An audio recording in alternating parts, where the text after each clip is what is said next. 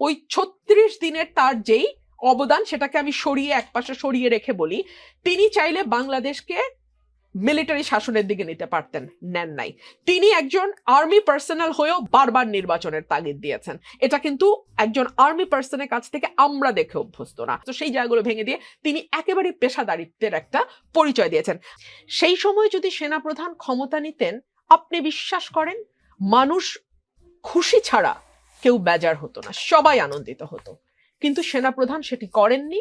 তিনি অত্যন্ত পেশাদারিত্বের পরিচয় দিয়েছেন এবং তিনি নিজে পরিষ্কার বলেছেন এবং সেটা কাজে পরিণত করেছেন যে বাংলাদেশ সেনাবাহিনীকে তিনি রাজনীতির সঙ্গে আর যুক্ত করতে চান না। তারা সেনাপ্রধানকে সামনে রেখে সেনাবাহিনীকে ব্যবহার করে নিজেদের যে ফায়দা হাসিল করতে চেয়েছিল 14 মাসে, তারা মিজারেবলি ফেল করেছে।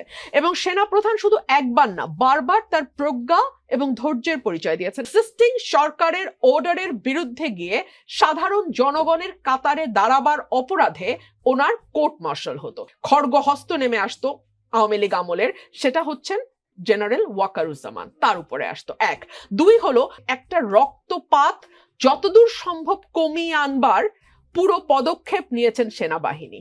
যদি সেনা প্রধানের নির্দেশে সেই সময় সাধারণ মানুষের উপর গুলি চালানো হতো, সরকার তো চেয়েছিল গুলি চালাতে।